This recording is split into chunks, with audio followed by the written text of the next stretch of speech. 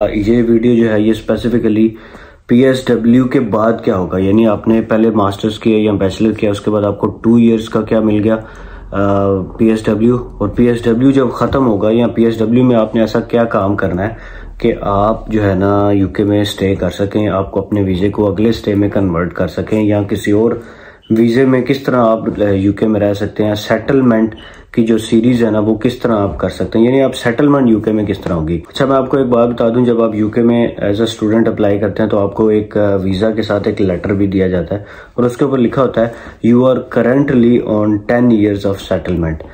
ठीक है, अब 10 ईयर्स ऑफ सेटलमेंट का क्या मतलब है? 10 ईयर्स सेटलमेंट का मतलब ये है कि अगर आप स्टूडेंट ही रहते हैं, स्टूडेंट का जो टायर होता है ना उसको कहते हैं टायर 4, जो आपका वीज़ा की टाइप होती है उसको टायर 4 बोलते हैं।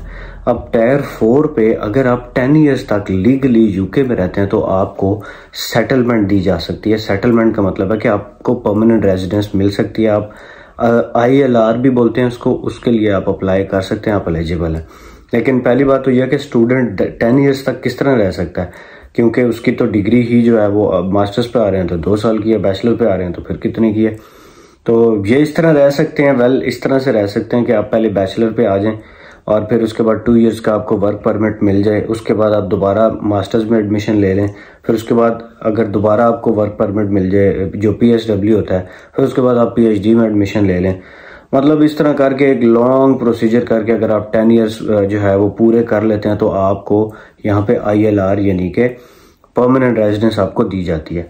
लेकिन एक बड़ा मुश्किल राउट है ये, क्योंकि आप फिर एडमिशन ले लेंगे, फिर आप फीस जमा करेंगे, फिर आप एक मुश्किल राउट है। लेकिन जो मास्टर्स या बैचलर पे लोग आ रहे हैं उनको मैं इजी राउट बताऊंगा कि आप PSW के बाद किस में कन्वर्ट हो सकते हैं। तो PSW के बाद बहुत सारी वैसे तो टाइप्स हैं, आप स्टार्टअप वीज़ा में, बिजनेस वीज़ा में कन्वर्ट हो सकते हैं। इन सब की जो है ना मैं वीडियोस बनाऊंगा अभी, लेकिन अभी जो मैं डिस्कस करूंगा स्पेसिफिकली इस वीडियो के ऊपर वो है कि स्किल्ड वर्कर वीज़ा या जर्नल जो वर्क परमिट होता है जिसको टायर 2 बोलते हैं। स्किल्ड वर्कर भी जो है ये भी टायर 2 होता है और जनरल वर्कर वीज़ा जो है ये भी टायर 2 ही होता है। तो इसमें जब आप शिफ्ट हो जाते हैं तो फिर आपको 5 इयर्स पूरे करने हैं इस वीज़ा के ऊपर। ये जनरली जो वीज़ा आपका शिफ्ट होता है ना ये या तो 3 इयर्स का होता है, एक्सटेंडेबल होता है। अगर ये 3 इयर्स का है तो एक्सटेंडेबल होगा, यानी एक दफ़ा फिर आप इसको एक्सटेंड करा सकते हैं। या इस तरह भी होता है 2.5 इयर्स का है तो 2 दफ़ा एक्सटेंड होता है 2.5। जब आपके 5 इयर्स पूरे हो जाते हैं आपको यूके की परमानेंट रेजिडेंस मिल जाती है। फिर आप 5 इयर्स ILR पे पूरे करते हैं तो आप ब्रिटिश पासपोर्ट के लिए भी अप्लाई कर सकते हैं।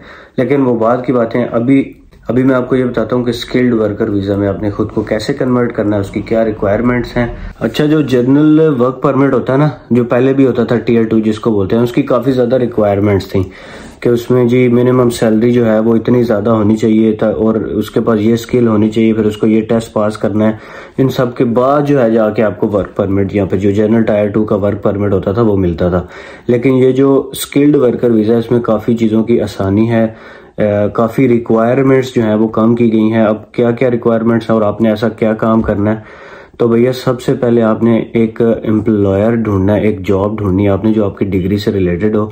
उससे पहले आप जब आप एडमिशन ले रहे हैं उस टाइम आपने देखना है कि आप किस डिग्री में एडमिशन लें, जो डिग्री जो है उस पर मुझे आगे इस तरह की जॉब मिल जाए।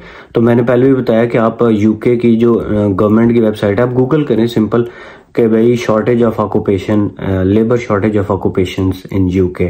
तो उस पर जो आपको लिस्ट डाउनलोड हो जाती है उसके ऊपर आपने सर्च कर लेना इजीली कि यार कौन कौन से जो ऑक्यूपेशन है, उसके ऊपर बहुत ज़्यादा ऑक्यूपेशंस दिए गए हैं। उन ऑक्यूपेशंस में अगर आपकी डिग्री है तो फिर आपको स्किल्ड वर्कर वीज़ा मिल सकता है, आप उसके लिए एलिजिबल हो सकते हैं यूके में आने के बाद। तो भाई अक्सर मुझे लोग भी पूछते रहते हैं कि भाई कौन सी डिग्री हम लोगों को चूज़ करनी चाहिए। तो भाई मैं इस वजह से नहीं बता सकता कि मेरी डिग्री मैथ्स में है, मैं अब सारी डिग्रीज का मैं नहीं बता सकता कि कौन कौन सी है। लेकिन कॉमन सेंस से मैं ये ज़रूर बता सकता हूँ कि आप गवर्नमेंट की वेबसाइट पे जाएं, आप वहां पे जाके क्या करेंगे, लिखेंगे, बल्कि आप गूगल पे जाए सब सिंपल लिखें कि labour shortage occupations in UK, वहां से एक आपको पीडीएफ की लिस्ट डाउनलोड हो जाएगी। उस लिस्ट में कोई हंड्रेड्स ऑफ जो है ना ऑक्यूपेशंस हैं, उन ऑक्यूपेशंस में आप देखें कि आप किस में आते हैं। जैसे अगर कोई इलेक्ट्रिकल इंजीनियरिंग में आ रहा है तो इलेक्ट्रिकल इंजीनियरिंग के 3-4 टाइप्स के उसके अंदर ऑक्यूपेशंस है, इलेक्ट्रिशियंस है, जनरल मैनेजर है, इस तरह के काफी सारे हैं। तो आप बिजनेस एनालिस्ट हैं तो बिजनेस एनालिस्ट के भी उसके अंदर 3-4 टाइप्स के लिखे हुए हैं। एमबीए करने आ रहे हैं, एमबीए में स्पेशल स्पेसिफिकेशंस होंगी। तो ये सारी चीजें जो है ना, ये आप वहां से जाके वो जो बड़ी इंपॉर्टेंट चीज है, क्योंकि पीएसडब्ल्यू के बाद यहाँ तो आपको वापस अपने कंट्री में भेज दिया जाएगा अगर आपको स्किल्ड वर्कर वीजा नहीं मिलता। लेकिन अगर आपको मिलता है तो फिर कैसे मिलेगा वो, उसके लिए आप एलिजिबल होने चाहिए। पहले तो आप सबसे पहली जो एलिजिबिलिटी मैंने आपको बताई कि आपकी डिग्री उस तरह की होनी चाहिए जो आपको उस तरह की जो है ना जॉब मिल जाए। अगर आपकी डिग्री उस तरह की नहीं है ना, तो फिर क्या करना है, फिर भी मैं आपको इस वीडियो के एंड में बताऊंगा कि फिर क्या करना है। अच्छा, अब स्टार्ट करते हैं कि जब आप पीएसडब्ल्यू खत्म हो गया, अब पीएसडब्ल्यू खत्म होने से पहले जब आपके 2 साल है ना पीएसडब्ल्यू, आपके पास 2 इयर्स हैं, ह्यूज टाइम है आपके पास कि आप 2 इयर्स के अंदर आपने जॉब सर्च करनी है। आपने कौन सी जॉब सर्च करनी है? स्पॉन्सर्ड जॉब सर्च करनी है अपने ऑक्यूपेशन की आपने, ठीक है। आपने hundreds of thousands of jobs में आपने अप्लाई करना है, और आपने जहां जहां अप्लाई करना है उन सब से आपने पूछना है कि क्या आप मुझे स्पॉन्सर भी करेंगे या नहीं। अच्छा, अगर कोई बंदा आपको कहता है मैं स्पॉन्सर करूंगा, लेकिन वो स्पॉन्सर नहीं कर सकता या नहीं, या कर सकता है या नहीं कर सकता, ये चेक करने के लिए भी आप गवर्नमेंट की वेबसाइट पर या गूगल में आप सिंपली लिखें कि sponsored companies, registered sponsored companies कौन सी हैं यूके में। फॉर एग्जाम्पल मैं अभी माइटी के साथ काम कर रहा हूँ, ठीक है। अब मैं माइटी के साथ काम कर रहा हूँ तो मैंने सबसे पहले जब मुझे जॉब ऑफर आई, वहां से मैंने क्या किया, मैंने ऑनलाइन जाके सर्च किया कि स्पॉन्सर्ड कौन कौन से ऐसी कंपनीज हैं जिनमें जो मुझे स्पॉन्सर कर सकती हैं। तो जब मैंने वहां से लिस्ट डाउनलोड की, मैंने वहां चेक किया, उसमें माइटी का भी नाम था, तो मैं बड़ा खुश हुआ। अभी तक मैंने बात नहीं की अपने एम्प्लॉयर से, क्योंकि मुझे इतना पता चल गया कि ये लोग स्पॉन्सर कर सकते हैं। तो मुझे तो जॉब चाहिए थी, मैंने कहा बस जो भी जॉब मिलती है बस ठीक है। स्पॉन्सर वाली बात, अभी तो मेरे पास टाइम है, 2 इयर्स है, मैं अभी इनसे बाद में भी कर सकता हूँ, और स्टिल मैं किसी और कंपनीज में भी अप्लाई कर सकता हूँ। तो आप किसी भी कंपनी में अप्लाई कर दें, और उसके बाद आप देखें कि यार जिधर जॉब मिल गई, जब आपके पास कोई जॉब नहीं है फिर आप जॉब जो भी मिलती है बस उसमें कर लें। फिर आप डिफरेंट जो है ना कंपनी से पूछते रहें।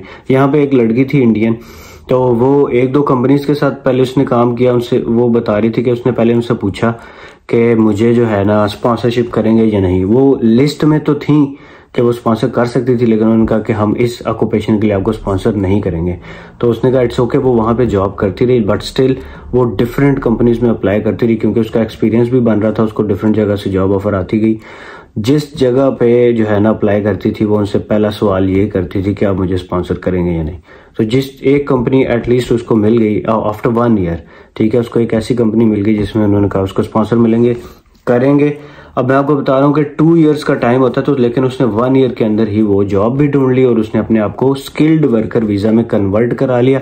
स्किल्ड वर्कर वीजा आपके पास जब आ जाता है तो आप समझ लें कि आपकी सेटलमेंट के चांसेस बहुत ज्यादा, 90% आपकी सेटलमेंट के चांसेस हो जाते हैं। तो भाई पहली मैंने आपको चीज बता दी कि जो है ना आपके पास स्पॉन्सरशिप होनी चाहिए, सर्टिफिकेट ऑफ स्पॉन्सरशिप होना चाहिए। वो कौन देगा? वो कंपनी देगी, और वो कौन सी कंपनी देगी आपने वेबसाइट पे जाके चेक करना है कि क्या ये स्पॉन्सर जिसने मुझे किया है ये उस लिस्ट में है या नहीं। अगर वो लिस्ट में नहीं है और आपको कह रही है स्पॉन्सर दूंगी, तो फिर कोई फायदा नहीं है उसका।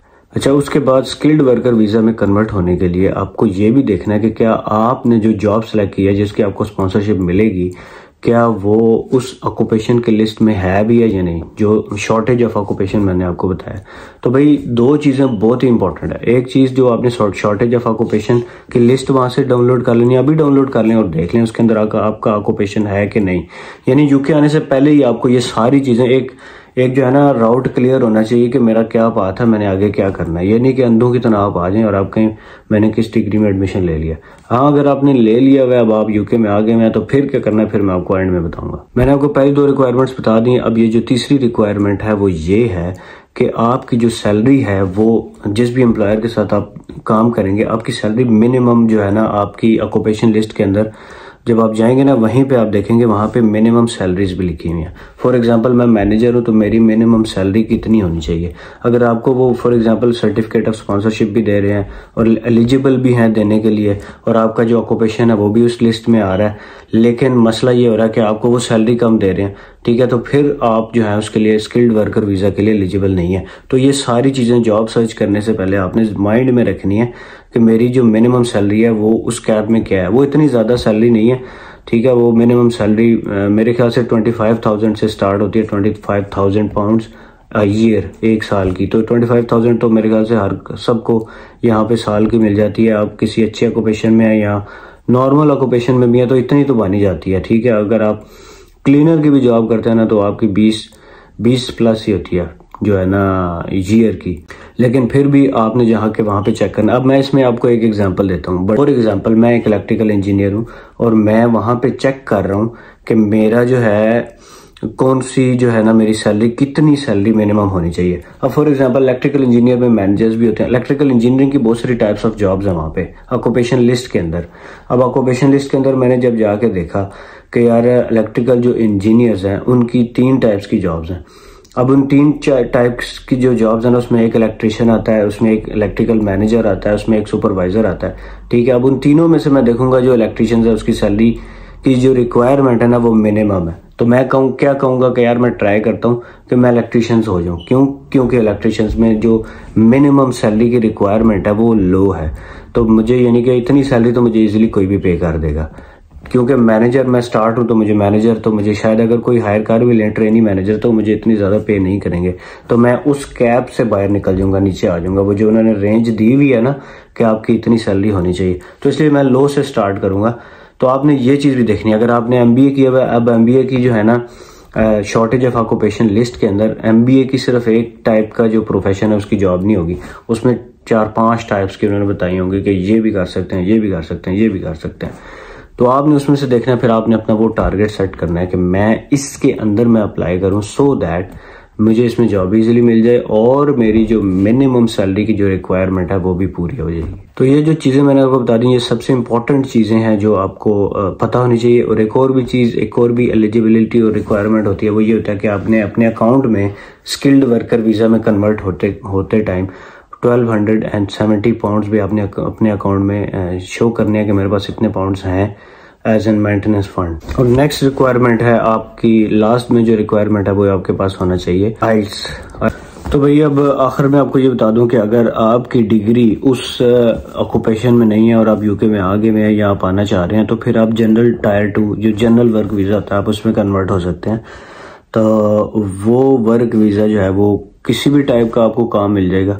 मतलब कोई भी होना चाहिए ऐसी कंपनी जो उस लिस्ट में तो हो जो आपको स्पॉन्सर कर सकती है। उसकी भी कुछ रिक्वायरमेंट्स हैं जनरल टायर 2 वीज़ा की। तो वो ज़्यादा जो सबसे ईजीएस्ट जो मुझे लगता है जो जिसमें ज़्यादातर लोग आजकल कन्वर्ट हो रहे हैं वो होता है हेल्थ केयर का वीज़ा। यानी हेल्थ केयर जो केयर वर्कर्स होते हैं जो घरों में जाके कि डिफरेंट कंपनीज के साथ जो वल्नरेबल जो डिसेबल लोग होते हैं उनकी जो आप केयर करते हैं वो वाला जो वीज़ा है वो उसमें स्पॉन्सरशिप इजीली मिल जाती है। अगर आपकी कोई भी डिग्री है तो उसमें वो 1-2 वीक्स की आपको ट्रेनिंग कराते हैं पहले और उसके बाद जो है वो आपको उस वीज़े पे आप कन्वर्ट हो जाते हैं। और उसका भी सारी प्रोसीजर यही है नेशनलिटी लेने का जो मैंने आपको पिछले वीज़े में बताया। ये पाथवे है, जब आप लोग यहाँ पे आए तो इन सारी चीज़ों का ज़रूर ख्याल रख के आए। थोड़ी चीज़ें कॉम्प्लेक्स हैं लेकिन माइंड में रखेंगे तो आपको पता होगा कि मेरा क्या पाथ है, मैंने किस तरफ जाना है। See you in next video, bye bye.